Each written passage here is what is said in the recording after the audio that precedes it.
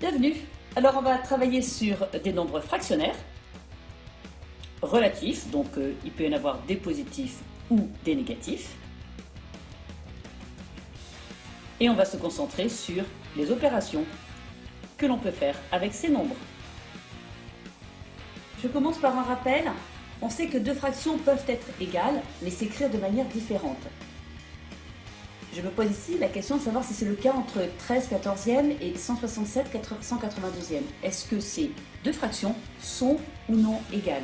Pour le savoir, je vais multiplier 14 par 167 d'une part et 13 par 182 d'autre part. Je constate ici que ces deux produits ne sont pas égaux et j'en déduis que mes deux fractions ne sont pas égales. Je me rappelle de cette règle, si A sur B est égal à C sur D, alors c'est que AD est égal à BC. On se rappelle maintenant comment on additionne ou on soustrait deux fractions. Pour additionner ou soustraire deux fractions, il faut d'abord que leur dénominateur soit identique. Il faut que je cherche un dénominateur commun. Entre 14 et 21, je vois clairement qu'il y a la table de 7. Je vois clairement que 14 c'est 2 fois 7, que 21 c'est 3 fois 7.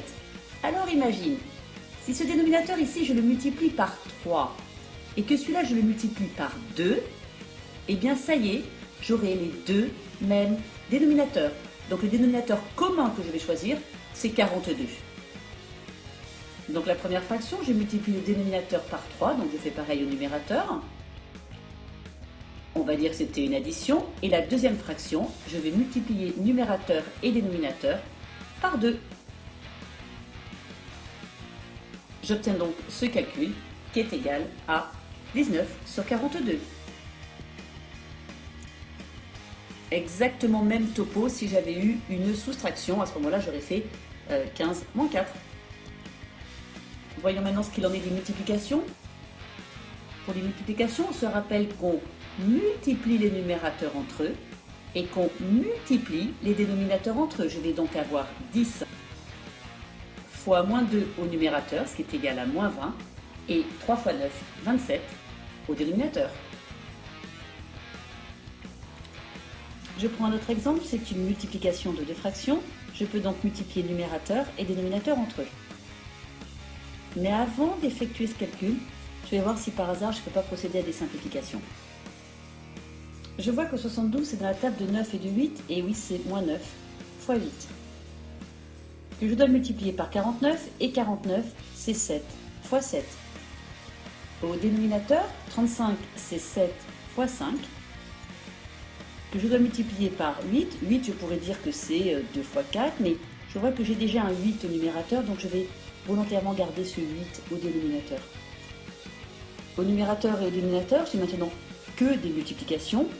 Et donc je vais pouvoir diviser numérateur et dénominateur par 8, diviser numérateur et dénominateur par 7 pour simplifier cette fraction. Il ne reste plus qu'à calculer 9 fois 7 divisé par 5. Mon résultat est ici exprimé avec une fraction irréductible. Alors il me reste la division, mais avant de passer à la division, il faut qu'on parle de la notion d'inverse. Si je multiplie 2 par 0,5, c'est égal à 1. Et bien quand le produit de deux nombres est égal à 1, c'est que l'un est l'inverse de l'autre. Ici je peux écrire 2 fois 0,5, c'est 1,5. Le produit est égal à 1, et bien 1,5 est l'inverse de 2. Je généralise en disant que 1 sur A, c'est l'inverse de A. Attention à ne pas mélanger deux notions. La notion d'inverse, 1 tiers, est l'inverse de 3, car leur produit est bien égal à 1. Avec la notion d'opposé, moins 3 est l'opposé de 3, car leur somme est égale à 0. Alors maintenant qu'on connaît l'inverse, on va pouvoir diviser. Si je veux diviser moins 7 tiers par 4 cinquièmes, eh bien je vais multiplier moins 7 tiers par l'inverse de 4 cinquièmes qui est égal à 5 quarts.